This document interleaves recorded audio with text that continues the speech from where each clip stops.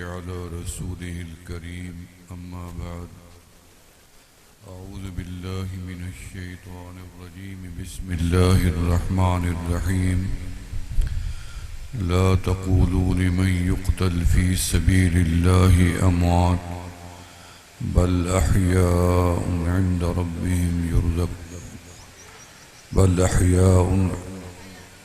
ربهم يرزقون ولكن لا تشعرون قال النبي صلى الله عليه وسلم لرددت أن أقتل في سبيل الله ثم أحيا ثم أقتل ثم أحيا ثم أقتل صدق الله العلي العظيم وصدق رسوله النبي الكريم۔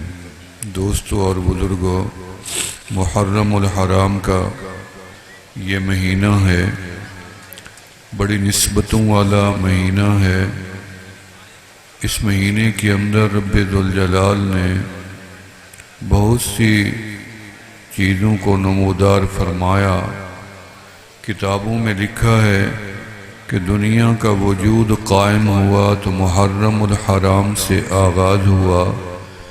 زمین و آسمان کو اللہ نے سجایا، بچھایا، ٹھہرایا تو محرم الحرام کا مہینہ تھا۔ عرش پہ استوا فرمایا تو محرم الحرام کا مہینہ تھا۔ آدم و حوا کو اللہ نے حیات دی، وجود بخشا، روح منتقل کی تو محرم الحرام کا مہینہ تھا۔ آدم و حوا کو زمین پہ اتارا گیا تو محرم الحرام کا مہینہ تھا۔ آدم و حوا کی توبہ قبول ہوئی تو محرم الحرام کا مہینہ تھا۔ کعبے کی تعمیر کا آغاز ہوا تو محرم الحرام کا مہینہ تھا۔ نوح علیہ السلام کی کشتی جودی پہاڑ پہ بیٹھی تو محرم الحرام کا مہینہ تھا۔ فرمایا کہ آگے نمرود سے ابراہیم علیہ السلام کو اللہ نے بحفاظت بچایا تو محرم الحرام کا مہینہ تھا۔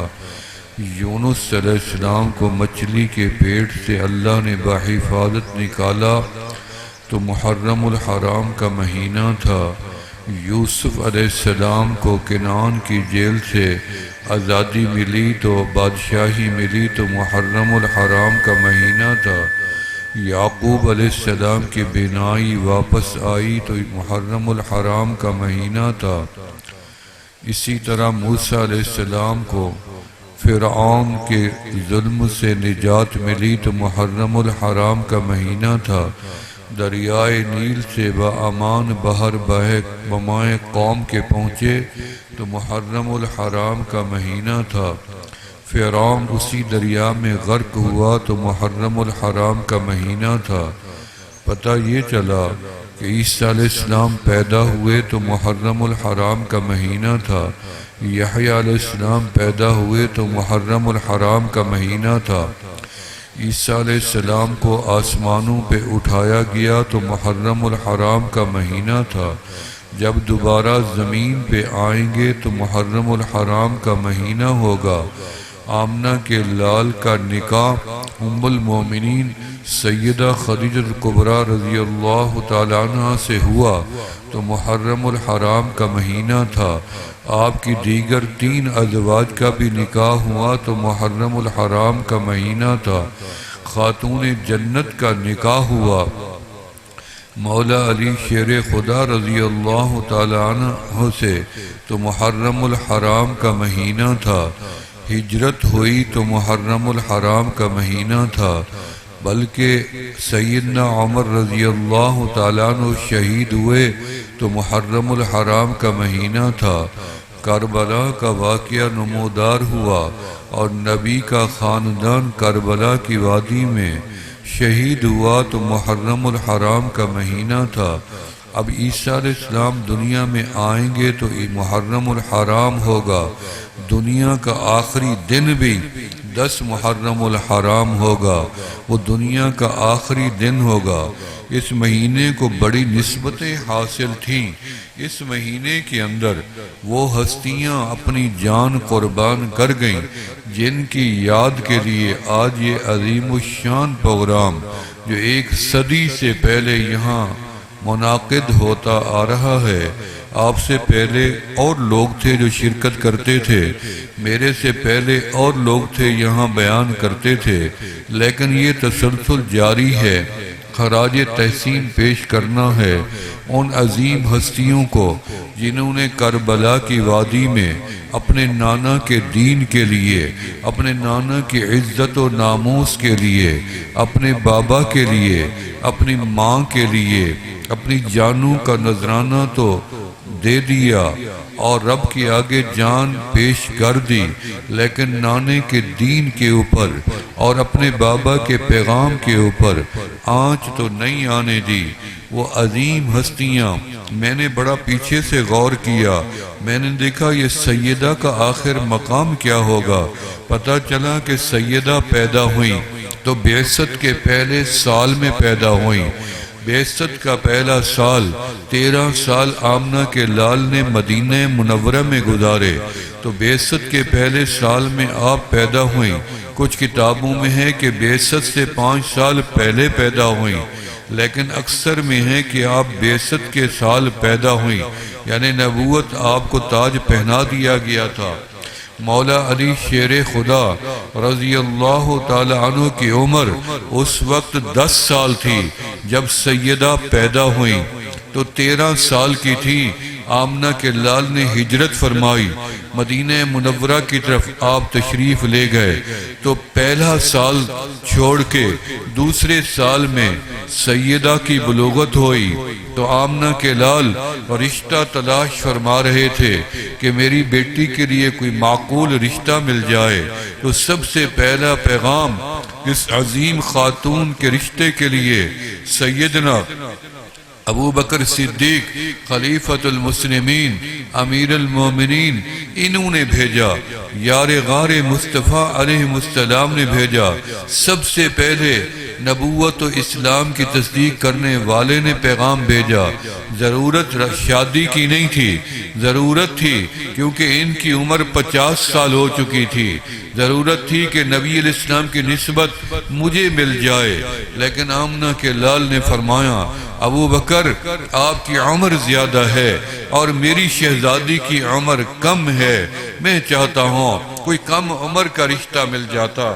اتنے میں سیدنا عمر رضی اللہ تعالی نے امیر المومنین خلیفۃ المسلمین نے بھی رشتہ پیغام بھیج دیا۔ رشتے کا پیغام بھیجنا نہ کوئی جرم ہے، نہ کوئی عیب ہے، نہ کوئی یہ طعنہ دے سکتا ہے کہ تیری کیا ہمت ہے کہ تو نے میرے گھر میں رشتہ بھیجا ہے، تو نے اپنی شکل دیکھی ہے، تو نے اپنا کو مقام دیکھا ہے۔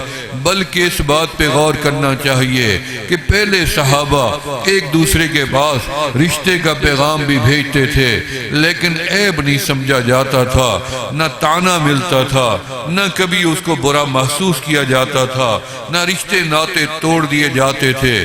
بلکہ اس کے بعد آپ نے سیدنا عمر رضی اللہ عنہ کو بھی یہی جواب دیا کہ آپ کی عمر بھی 50 سال کے قریب ہے اور میری بیٹی کی عمر ابھی 13-14 سال ہے، ابھی یہ رشتہ ناممکن ہے۔ اتنے میں حضرت علی کرم اللہ وجہ جن کی عمر 20 سال سے 24 سال کے درمیان تھی، ان کو ایک خاتون نے جا کے پیغام دیا کہ تم اللہ کے نبی سے رشتے کا سوال کیوں نہیں کرتے ہو؟ انہوں نے کہا ماں دل تو کرتا ہے لیکن میں غریب ہوں، اور دوسری بات یہ ہے کہ میری ہمت نہیں ہوتی کہ میں کس طرح سوال کروں، میرے پاس تو کوئی اور بڑا بھی نہیں ہے۔ خاتون نے مشورہ دیا کہ آپ چل کے جاؤ تو صحیح، اللہ کے محبوب سمجھ جائیں گے، مجھے یقین ہے تیرا رشتہ خاتون جنت سے آپ کا ہو جائے گا۔ حضرت علی چل کے آئے، اس خاتون کے مشورے کے بعد دروازے پہ آئے، در مصطفیٰ علیہ السلام پر آئے، دستک دی، میرے آقا باہر تشریف لائے۔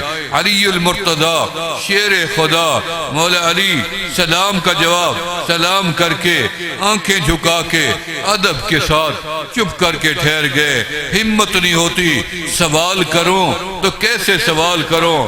آمنہ کے لال مسکرا پڑے، فرمایا علی میں تیرے آنے کا مقصد سمجھ گیا ہوں، تو میری بیٹی کا رشتہ مانگنے آیا ہے، جاؤ مہر کا انتظام کرو، میں اپنی بیٹی کی تیاری کراتا ہوں۔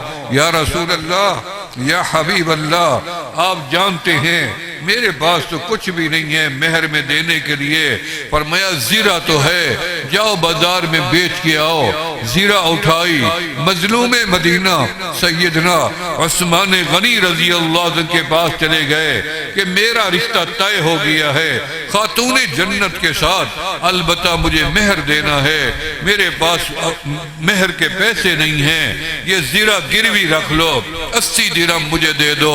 انہوں نے 400 درہم حضرت علی کے حوالے کر دیے، اور پھر پیچھے سے آواز دی، فرمایا کہ یہ زیرہ بھی لے جاؤ، پیسے بھی لے جاؤ، تو بھی دعا کرنا، محبوب سے کہہ دینا وہ بھی میرے لیے دعا کریں گے، خاتون جنت سے بھی کہہ دینا وہ بھی میرے لیے دعا کریں گے۔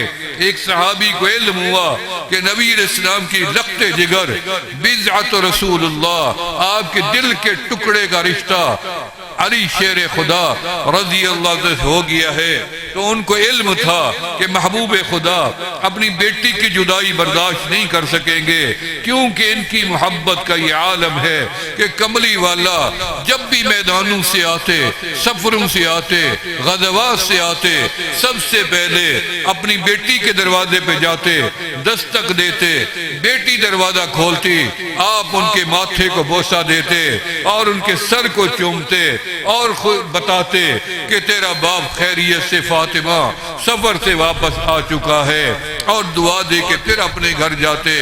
اس صحابی رسول نے ایک دوسرے صحابی کا گھر جو آمنہ کے لال کے بالکل دروازے یعنی پیچھے تھا، یعنی اس کے پچھواڑے کی طرف تھا، آمنہ کے لال کے گھر کے قریب دیوار با دیوار تھا، ان کے دروازے کو رات کی تاریکی میں دستک دی، صحابی باہر آئے، اس نے کہا یہ آج کی رات تیرا گھر خالی کرو اپنا، جتنی پیسے مانگو میں تجھے دے دوں گا۔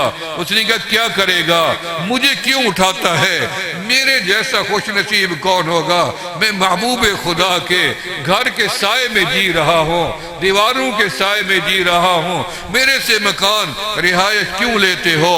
اس نے کہا مجھے تو نہیں چاہیے، میں محبوب خدا کی لخت جگر کے لیے لینا چاہتا ہوں تاکہ رخصتی ہو تو علی نبی کی بیوی کو نبی علیہ السلام کی بیوی کو بیٹی کو دور نہ لے جائیں بلکہ قریب رخصتی ہو جائے۔ محبوب ادھر اٹھیں ادھر بیٹی کو دیکھ لے، بیٹی اٹھے تو اپنے باپ کا چہرہ دیکھ لے، اللہ بھی خوش ہوں گے، اللہ کے حبیب بھی خوش ہوں گے، خاتون جنت بھی خوش ہوں گی، علی شیر خدا بھی خوش ہو جائیں گے۔ رشتہ طے ہو گیا، ایک سال گزرا، ایک سال یعنی 3 ہجری میں آپ کا پہلا بیٹا پیدا ہوا۔ میرے آقا کو خبر ہوئی کہ علی کے ہاں اور میری بیٹی کے ہاں اللہ نے شہزادہ عطا کیا۔ آمنہ کے لال تشریف لے گئے، فرمایا کیا نام سوچا ہے بیٹی، کیا نام سوچا ہے؟ فرمایا میں کیا سوچوں گی، یہ باپ علی بیٹھے ہیں، ان سے پوچھ لیں یہ کیا نام پسند کرتے ہیں۔ حضرت علی شیر خدا رضی اللہ فرمایا کہ یا رسول اللہ صلی اللہ علیہ وسلم میرے من میں آتا ہے، پہلے سے میں نے سوچ رکھا ہے کہ ہمارے پردادا کا نام حرب تھا، میں اپنے بیٹے کا نام حرب رکھنا چاہتا ہوں۔ میرے آقا مسکرائے اور میں علی یہ نام مجھے پسند نہیں ہے، میں اپنے شہزادے کا نام لے کے آیا ہوں، وہ ہے حسن، آپ اس کا نام حسن رکھ دیں۔ علی بھی خوش ہو گئے، خاتون جنت بھی خوش ہو گئی اور آپ کا نام حسن رکھ دیا گیا۔ اگلا 4 ہجری میں اللہ نے پھر خوشخبری دے دی، پھر ایک شہزادہ پیدا ہوا۔ میرے آقا کو خبر ہوئی کہ آپ کے ہاں دوسرا شہزادہ تشریف لے آئے ہیں۔ میرے آقا گھر تشریف لے گئے، پر میں اس کا نام تو بتاؤ، پر میں علی سے پوچھیں وہ کیا چاہتے ہیں ان کا نام۔ مولا علی شیر خدا رضی اللہ فرمایا کہ میں نے اس کا نام حرب سوچ رکھا ہے، حرب رکھ دیا جائے، لیکن آمنہ کے لال نے فرمایا نہیں علی، میں نے اپنے شہزادے کا نام حسین سوچ رکھا ہے، اور کتابوں میں لکھا ہے جب سے دنیا بنی ہے حسن و حسین نام کسی انسان کا نہیں رکھا گیا. جب سے دنیا بنی تھی آدم علیہ السلام سے لے کے آمنہ کے لال تک جیسے نام محمد کسی کو رب نے نہیں رکھنے دیا، ایسے نام حسن اور نام حسین بھی کسی انسان کو پہلے نہیں ملا. یہ دو شہزادے 4 ہجری میں 3 ہجری میں پیدا ہوئے اور ان کو آمنہ کے لال نے گود میں بھی اٹھایا اور ان کے کانوں میں اذان بھی دی، تکبیر بھی کہی، لعاب دہن بھی منہ میں ڈالی اور ان کو بوسے بھی دیے، ماتھے کو چوما، ہونٹوں کو چوما، بلکہ اپنی زبان ان کے ہونٹوں میں ڈالی اور زبان کو بھی چسوا دیا. اور جس کی ہستی کے منہ میں آمنہ کے لال کا لعاب چلا جائے، زبان چلی جائے، مجھے تو یقین ہے قیامت تو آ سکتی ہے، اس کو کبھی پیاس نہیں لگ سکتی ہے اور یہ شکوہ نہیں کر سکتا کہ مجھے پیاس لگی ہے. پیاس تو پیاس، کبھی بھوک کا تقاضا بھی نہیں لگا ہوگا، کیونکہ محبوب خدا نے اپنی زبان ان کے منہ میں ڈال دی تھی. اور آپ صلی اللہ علیہ وسلم کو جب ایک مرتبہ سیدنا اسرافیل علیہ السلام آئے، ام سلمہ رضی اللہ تعالی عنہ جو ام المومنین ہیں، وہ فرماتی ہیں کہ میں آپ کے پاس گئی تو میں نے منظر دیکھا کہ آپ کی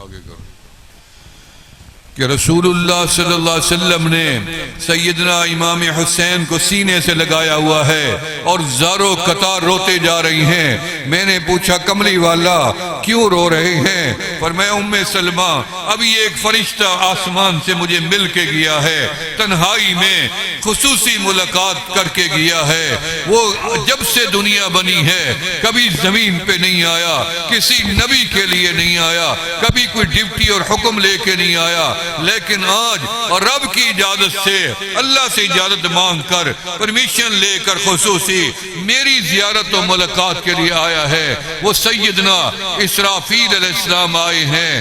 جب انہوں نے میری اس بچے سے محبت و لگن کو دیکھا تو انہوں نے مجھے بتایا کہ یا حبیب اللہ، جس بچے کو آپ نے سینے سے لگا رکھا ہے، جس کے پیشانی کو چوم رہی ہیں، جس کے ہونٹوں کو چوم رہی ہیں، آپ کو پتا ہے کہ آپ کی امت کے لوگ آپ کے اس بچے کی گردن کاٹ دیں گے اور شہید کر دیں گے. اور مجھے اس جگہ کا بھی علم ہے، اگر آپ پسند فرمائیں تو میں وہاں کی مٹی بھی آپ کے سامنے لا سکتا ہوں. یہ کربلا کی مٹی ہے جس پہ آپ کا نواسہ شہید ہو جائے گا. یہ پہلی خبر آپ کو اپنی اس عظیم نواسے کی شہادت کی ملی جن کی عمر صرف 2 سال ہے، تو آپ نے سینے سے چمٹا رکھا ہے. یہ وہ حسین جو 3 ہجری میں پیدا ہوئے، 4 ہجری میں پیدا ہوئے، 61 ہجری میں آپ کو کربلا کے لیے بلایا گیا. کل 57 سال ان کی عمر بنتی ہے. 57 سال کے اندر میرے حسین کے استاد بھی ہیں، میرے حسین کے دوست بھی ہیں، میرے حسین کے با اعتماد ساتھی بھی ہیں، وفادار بھی ہیں، کوئی سسر بھی ہے، میرے حسین کے آگے داماد بھی ہیں، میرے حسین کے آگے بہویں بھی ہیں، میرے حسین کا خاندان بھی ہے، بھتیجے بھی ہیں، چچا بھی ہیں، بھائی بھی ہیں، رشتہ دار بھی ہیں. مدینے کا قیام بھی ہے، مکے کا سفر بھی ہے، کوفے کا قیام بھی ہے. یہ ہوا کہ جب سیدنا امیر معاویہ رضی اللہ تعالیٰ عنہ کو مغیرہ بن شعبہ جو بڑے جلیل القدر صحابی تھے، انہوں نے مشورہ دیا کہ آپ اپنے بعد کسی کو اپنا نائب متعین کر دیں. انہوں نے کہا میری ہمت نہیں ہے، یہ ملوکیت کا نظام ہے کہ بادشاہ کے بعد اس کا بیٹا بادشاہ بنے گا. جیسے پاکستان کے اندر یہ روایت چل پڑی ہے، باپ سیاستدان ہے تو بیٹا بن جاتا ہے، بیٹا ہے تو پوتا بن جاتا ہے، نواسہ بن جاتا ہے. یہی روایت یہ ملوکیت کی رفایت ہے۔ حضرت امیر معاویہ نے انکار کر دیا کہ میں یہ تیرا مشورہ قبول نہیں کرتا آپ کا۔ انہوں نے بڑا اصرار کیا، لیکن اس کے بعد انہوں نے کہا کہ میرے بیٹے کی تربیت کون کرے گا؟ انہوں نے کہا تربیت میں کروں گا، تربیت آپ کر دینا۔ پتہ چلا انہوں نے پھر یہ کہا کہ مدینے والوں کو قائل کون کرے گا، مکہ والوں کو قائل کون کرے گا، یمن و شام اور مصر والوں کو قائل کون کرے گا؟ انہوں نے کہا میں قائل کروں گا۔ انہوں نے سب سے پہلا سفر مصر کا کیا۔ مصر کے لوگوں نے یزید کی ولی عہد ہونے پہ بیعت کر لی۔ پھر انہوں نے شام کا سفر کیا، انہوں نے بیعت کر لی۔ عراق و شام کا کیا، انہوں نے بیعت کر لی۔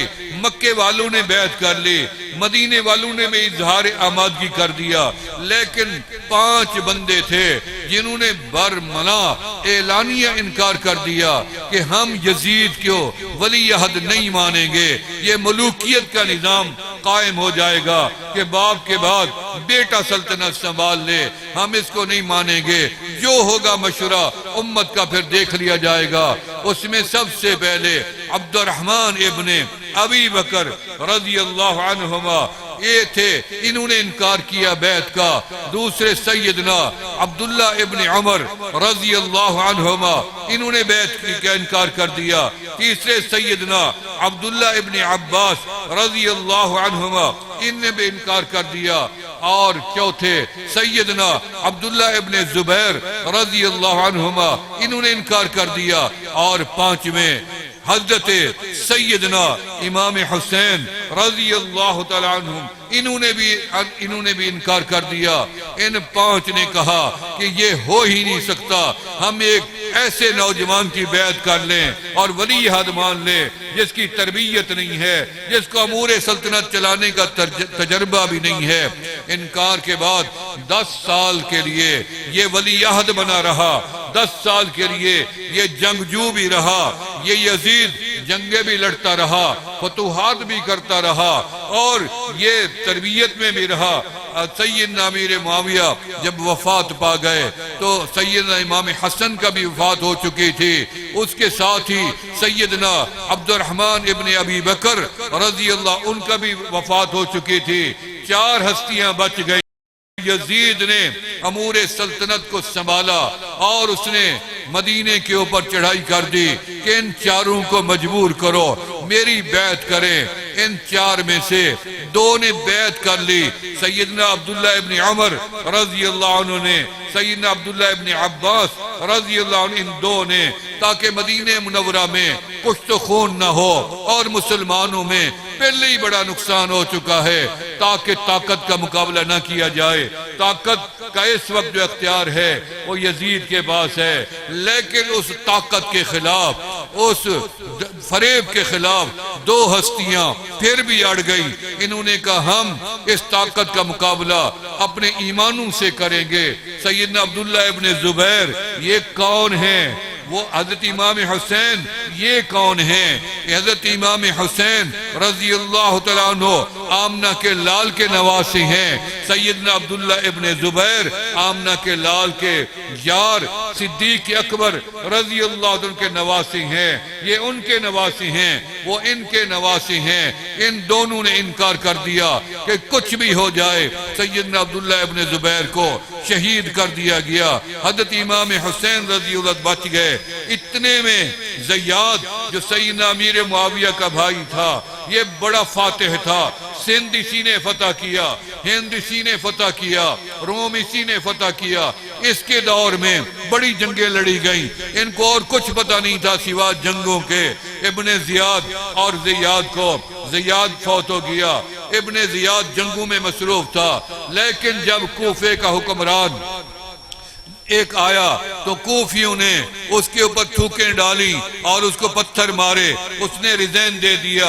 پھر اس نے دوسرا حاکم بنا یزید نے، اس کے اوپر بھی توہین کی، اس نے بھی استعفیٰ دے دیا۔ پھر سوچا کیا کروں، یہ کوفی میرے ہاتھ سے نکلتے جا رہی ہیں۔ اس نے کیا کیا، ابن زیاد کو بلا لیا کہ تم ذرا کوفیوں پہ نظر رکھو، ان کو کنٹرول کرو، مجھے لگتا ہے یہ علاقہ میرے ہاتھ سے نکل جائے گا۔ ابن زیاد نے آ کے جب وہاں کا نظام دیکھا، خطبہ دیا تو لوگوں نے اس کے اوپر پتھر مارے اور تھوکیں ڈالی۔ ابن زیاد، عبداللہ ابن زیاد، اس کا نام عبداللہ تھا، تو اس نے کرسی دروازے پہ رکھ دی مسجد کے اور کہا باہر کوئی نہیں نکلے گا، ایک ایک بندہ نکلے گا۔ پوچھا کہ تو نے تھوک ڈالی تھی؟ ہاں جی میں نے ڈالی تھی، ایک طرف ہو جاؤ۔ یہ تیسرے سے پوچھا پتھر تو نے مارا تھا؟ ہاں جی میں نے مارا تھا، ادھر آ جاؤ۔ کل 30-32 بندے تھے جنہوں نے پتھر بھی مارے اور تھوکیں بھی ڈالی۔ اس نے اسی وقت جلاد بلایا، کسی کی دونوں ہاتھوں کاٹ دیے، کسی کے دونوں پاؤں کاٹ دیے اور کسی کی گردن کاٹ دی۔ اس طریقے سے 30-32 بندوں کے جب بازو کاٹے گئے اور ٹانگیں کاٹی گئی تو ایک خوف طاری ہو گیا کوفیوں میں کہ اب جو حکمران آیا ہے یہ تو تاریخ کا بدترین ظالم بن کے آیا ہے۔ اتنی سی بات پہ ہاتھ کاٹ دیے، ٹانگیں کاٹ دی، پاؤں کاٹ دیے، بازو کاٹ دی ہیں، تو کیا کریں؟ میٹنگ کی اور میٹنگ میں وہ حضرت مولا علی شیر خدا رضی اللہ عنہ کے جو معتمد خاص بڑے لوگ تھے، ان میں سے 8 بڑے معتمد تھے، ان سے خطوط لکھوائے امام حسین امام علی مقام کو، اور دل میں یہ سوچا کہ امام حسین کیونکہ یزید کے خلاف ہیں وہ ہماری دعوت کو قبول بھی کر لیں گے، اور اس کے بعد یہاں مدینے والے بھی ان کا ساتھ دیں گے، مکے والے بھی دیں گے، جب حسین کا چہرہ دیکھیں گے تو کوفی بھی باہر نکل آئیں گے، تو اس طریقے سے ہم یزید کا اور ابن زیاد کا مقابلہ کرنے میں کامیاب ہو جائیں گے۔ یہ انہوں نے میٹنگ میں فیصلہ کیا، خطوط بھیج دیے، امام علی مقام نے تیاری کر لی اور اپنی بہن سیدہ زینب رضی اللہ تعالی عنہ سے مشورہ کیا۔ انہوں نے کہا بھائی جہاں آپ جاؤ گے میں آپ کی بہن آپ کے ساتھ چلوں گی، اور میرے ساتھ جو کنبہ قبیلہ بھی چلے گا۔ آپ کے بھائی تیار ہوئے، آپ کے ساتھ بھتیجے تیار ہوئے، آپ کے چچا تیار ہوئے، مسلم بن عقیل تیار ہوئے، ان کے بچے تیار ہوئے، 70-72 افراد لے کے مکہ میں گئے۔ مکہ والوں نے روکا، کوفے والے کوفی لا یوفی ہیں، ان پہ بھروسہ نہ کریں، آپ مدینہ نہ چھوڑیں، لیکن تقدیر کا فیصلہ تھا۔ یہ سارے خاندان کو لے کر 3 مہینے پیدل سفر کیا۔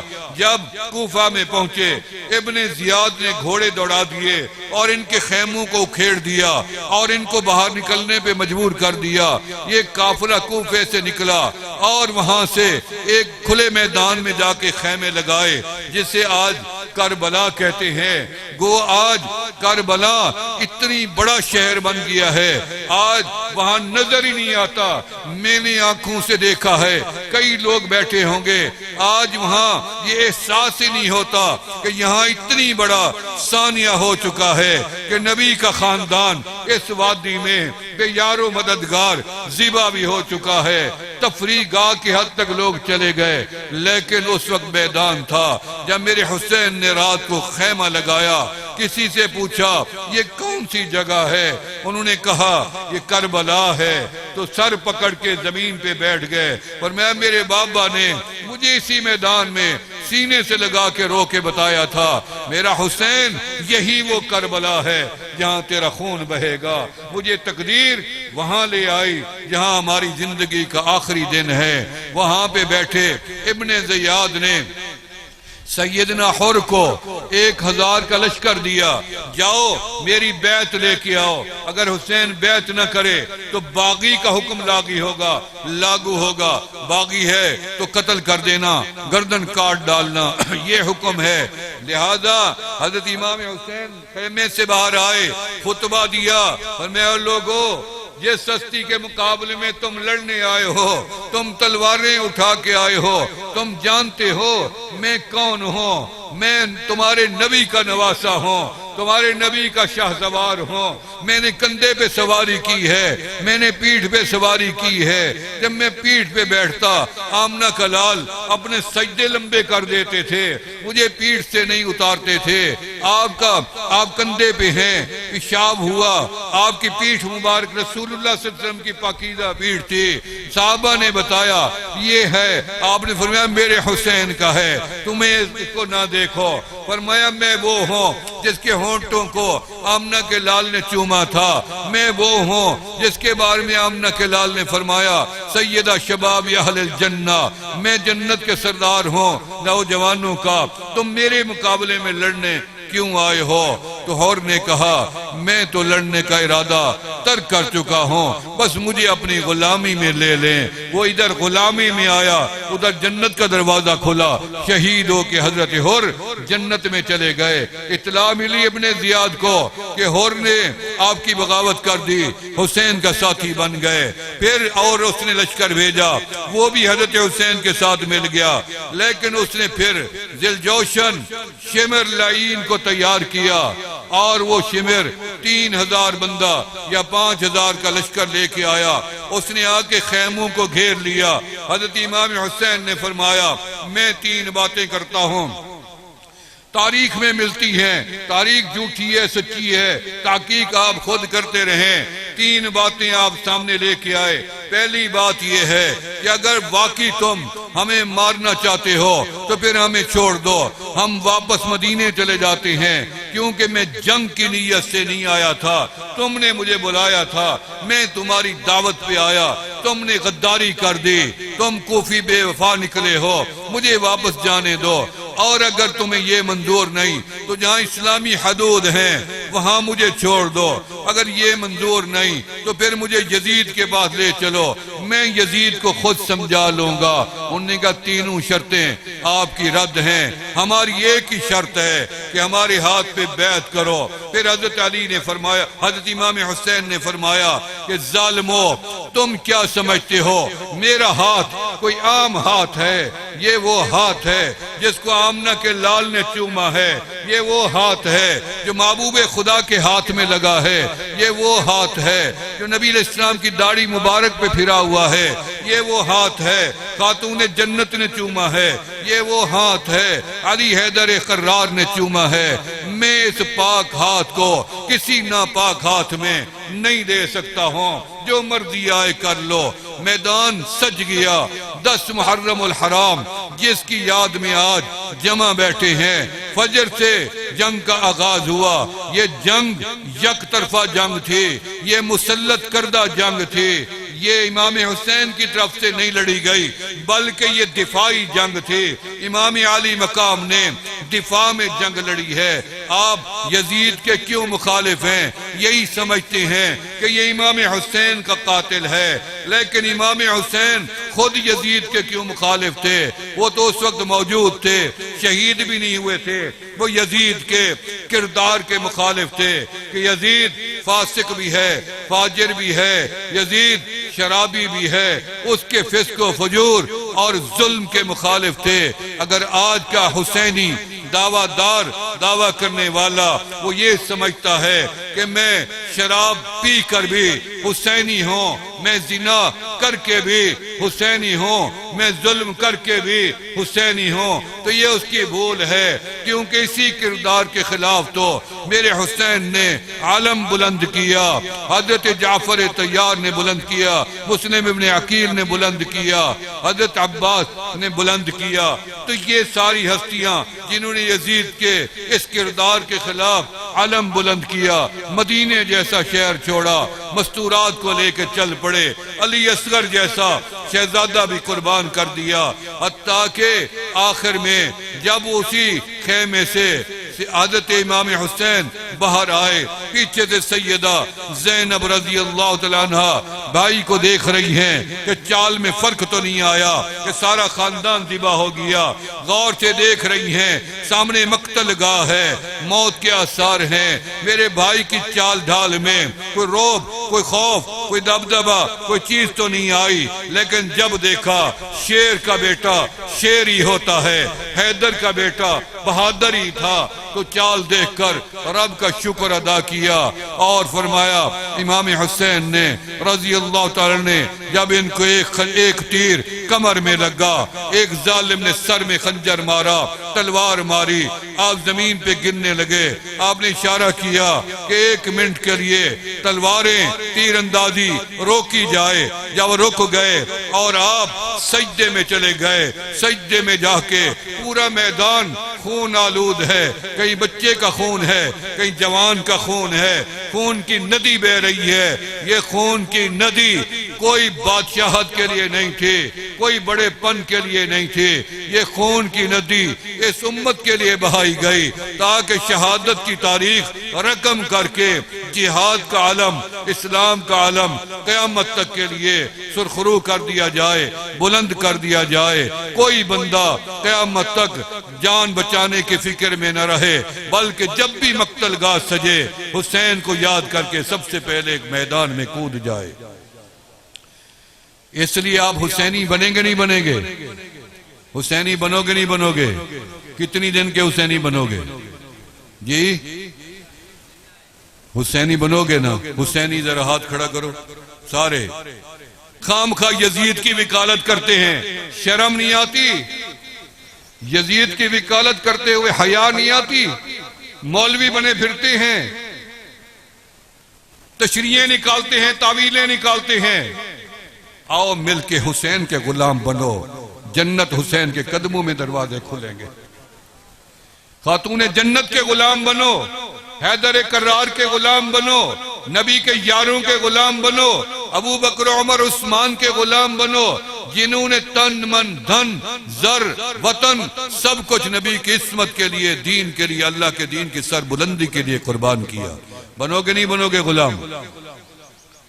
داڑیاں نہ کٹواؤ، میرا مشورہ ہے، جھوٹ نہ بولو، مکاری نہ کرو، حق نہ کھاؤ، ظلم نہ کرو، زیادتی نہ کرو، غیبت نہ کرو، تہمتیں نہ لگاؤ، الزامات نہ لگاؤ، بے جا تنقید نہ کرو، اپنے ایمانوں کو خراب نہ کرو، مدینے والے کو ناراض نہ کرو، اچھی صاف ستھری زندگی گزارو گے نہیں گزارو گے؟ لہذا میرا حسین کل بھی زندہ باد تھا، آج بھی زندہ باد ہے، قیامت آ جائے گی میرا حسین ہی زندہ باد رہے گا۔ دنیا کی تخریب کاری، دنیا کی دہشت گردی کا اسلام سے نہ کل تعلق تھا نہ آج تعلق ہے۔ جو دہشت گردی کو سپورٹ کرتی ہیں، بدامنی کی طرف قدم بڑھاتی ہیں، حسین کا سبق ان کو بھول جاتا ہے، کیونکہ جب آپ نے سر سجدے میں رکھا کربلا میں تو رب کی طرف نظر اٹھا کے کیا فرمایا؟ فرمایا رضیتو بے رضائک یا ربی رضیتو بے قضائک یا ربی۔ آپ کا باپ، بیٹا، بہن کوئی بھی فوت ہو جائے تو آپ کیا کہتے ہو؟ اللہ کی مرضی، یہ کہتے ہو نا، اللہ کی رضا۔ تیرا بیٹا مر جائے اللہ کی رضا، بیٹی مر جائے اللہ کی رضا، حادثہ ہو جائے اللہ کی رضا، مکان کے نیچے دب جائے اللہ کی رضا، طیارے میں گر جائے اللہ کی رضا۔ جب نبی علیہ السلام کے نواسے نے خود کہہ دیا کہ تم مانو نہ مانو، میں اپنے رب کو کہے جا رہا ہوں کہ میں حسین تیری رضا پہ خود راضی ہوں۔ سمجھ آ رہی ہے بات؟ وہ تو جنت کے سردار تھے، ان کی تو زندگی اتنی تھی۔ اللہ تعالی ہمیں اتباع مصطفیٰ نصیب فرمائے، شریعت مطہرہ کی تابعداری نصیب فرمائے۔ یہ بغض سے سینے بھر رکھے ہیں، مقدسات کے بارے میں اپنے سینوں کو بغض سے صاف کریں اور پاک کریں۔ ان ہستیوں کا مقابلہ تو کیا، تیرے جیسے کروڑوں لوگ بھی زندہ ہو کے آ جائیں، اور جو پچھلے زمانے کے لوگ بھی زندہ ہو کے آ جائیں، جنہوں نے نبی علیہ السلام کا ایمان کی حالت میں ایک لمحے کے لیے چہرہ دیکھا ہے، والضحیٰ والا، بدر الدجا والا، جو چہرہ دیکھا ہے، مکھڑا دیکھا ہے، جو چاند سے بھی زیادہ حسین تھا۔ چاند سے تشبیہ دینا یہ بھی کوئی انصاف ہے؟ چاند کے منہ پہ چھائیاں، میرے آقا کا چہرہ صاف ہے۔ جس گھوڑے پہ انہوں نے سواری کی، اس گھوڑے کے پاؤں کے نیچے جو مٹی ہے، ساری دنیا کے ولی غوث و ابدال اس مٹی کا بھی مقابلہ نہیں کر سکتے ہیں۔ صحابہ کا مقام تو اور اس سے بھی بڑا بلند ہے، کیونکہ ستارے بلند ہیں۔ میرے آقا علیہ السلام نے اپنے یاروں کی مثال پہاڑوں سے نہیں دی، اپنے یاروں کی مثال آمنہ کے لال نے درختوں سے نہیں دی، پھلوں سے نہیں دی، پھولوں سے نہیں دی۔ آمنہ کے لال نے بھی مثال ان بلند ستاروں کے ساتھ دی ہے۔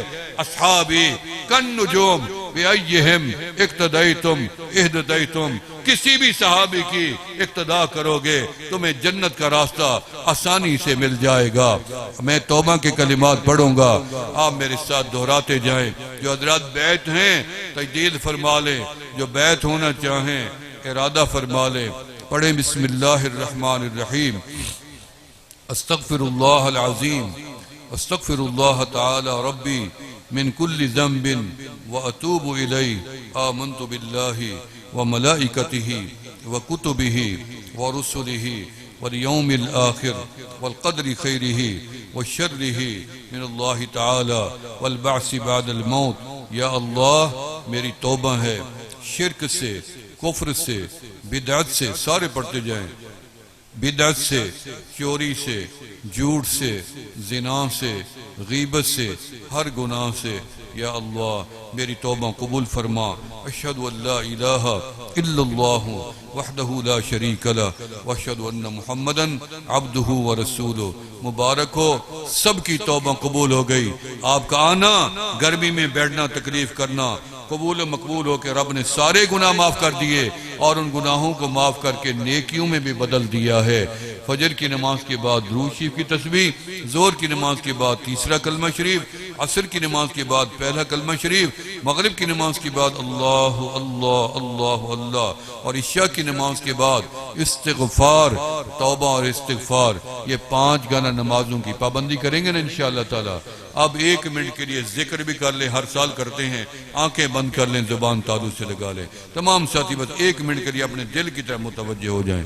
ذکر سمجھ آئے نہ آئے بس آنکھیں بند کر لیں اور دل کی طرف توجہ کریں کہ اللہ پاک کی رحمت کا نزول میرے دل پہ ہو رہا ہے اور میرے دل کی دھڑکن میں ہو رہا ہے۔ اللہ اللہ اللہ اللہ اللہ اللہ اللہ اللہ اللہ اللہ اللہ اللہ اللہ اللہ اللہ اللہ اللہ اللہ اللہ۔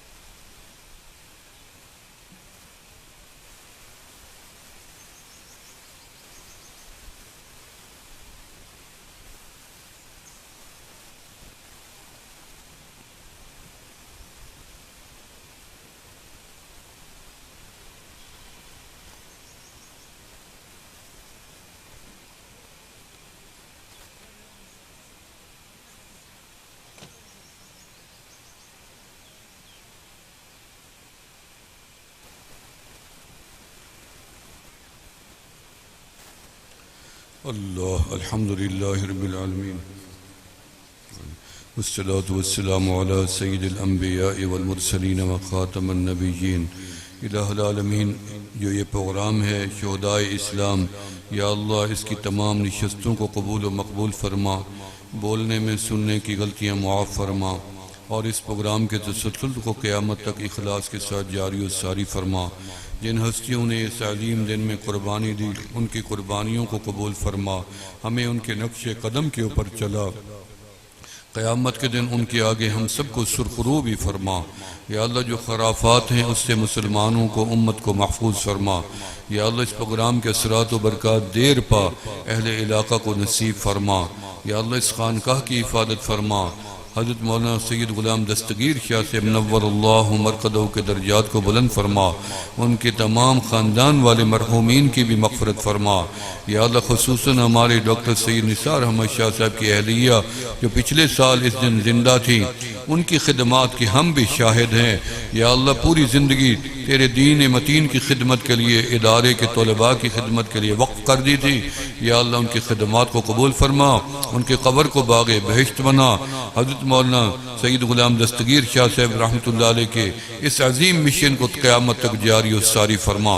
حضرت مولانا سید ڈاکٹر نثار احمد شاہ صاحب کی عمر میں اور ان کے دونوں صاحبزادے حضرت مولانا حضرت حماد اللہ شاہ صاحب اور ان کے دوسرے بھائی یا اللہ ان سب کی عمر میں برکت عطا فرما، ان کی خدمات کو قبول فرما، ادارے کو آسمانی تحفظ عطا فرما۔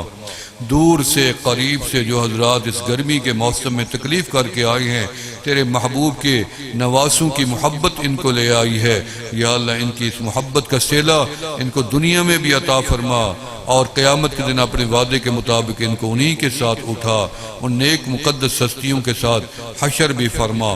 الہ العالمین، ملک پاکستان کی عالم اسلام کی حفاظت فرما، ہمارے ملک کے کونے کونے کو آسمانی تحفظ عطا فرما، پورے ملک کے اندر امن قائم فرما، دہشت گردی سے ہمارے وطن کو ہمیشہ کے لیے پاک فرما، بلوچستان کے خلفشار کو ختم فرما، KPK کے خلفشار کو ختم فرما، یا اللہ ہمارے پڑوسیوں کو ہدایت عطا فرما۔ الہ العالمین، غزہ کے مسلمانوں کی مدد فرما۔ اسرائیل غاصب یہودی نے پوری دنیا میں جنگ کو مسلط کیا، یا اللہ اس کو صفحہ ہستی سے مٹا اور اپنی قدرت و طاقت سے اسے نشان بنا۔ یا اللہ اس ملک کے اندر اسلام کا عادلانہ نظام جاری فرما۔ میرے مالک ہماری عظیم خانقاہ نقشبندیہ مجدیہ فضلیہ مسکین پرشی کے فیض کو پورے عالم تک پہنچا، پوری جماعت کو روحانی نسبت کا نور عطا فرما، تمام خانقاہوں کی حفاظت فرما۔ یا اللہ ہم سب کی توبہ بھی قبول فرما، توبہ پہ استقامت بھی نصیب فرما، بیماروں کو اب صحت یاب فرما، پریشانوں کی اب پریشانیاں دور فرما، بے اولادوں کا بے عیب اولاد نرینہ عطا فرما، جن کے بچے بچیاں جوان ہو گئے اچھے شریف اعلیٰ رشتے عطا فرما، جن کے کاروباروں میں بندش یا رکاوٹیں دور فرما، زمینی اور آسمانی آفات و بلیات سے محفوظ فرما۔ جو لوگ ہمارے سے محبت کرتے ہیں ان کی محبت کاملہ اپنی بھی نصیب فرما، خدمت کرتے ہیں ان کی مال جان کو تحفظ عطا فرما، دن رات کے اسفار کی حفاظت بھی فرما، جنہوں نے دور قریب سے دعاؤں کی یا اللہ امیدیں لگائی ہوئی ہیں، ہماری دعائیں ان کے حق میں بھی قبول فرما، حرمین شریفین کی مقبول حاضری کی سعادت نصیب فرما۔ ربنا ہمارے ملک کے مدارس کی، مساجد کی، خانقاہوں کی، دعوت و تبلیغ کے مراکز کی حفاظت فرما، اہل حق کو قیامت تک یا اللہ کامیاب فرما۔ ربنا تقبل منا انك انت السميع العليم وتب علينا انك انت التواب الرحيم۔ صلی اللہ تعالی علی خیر خلقہ محمد وعلی آلہ واصحابہ ذریات اہل بیت اجمعین برحمتک یا ارحم۔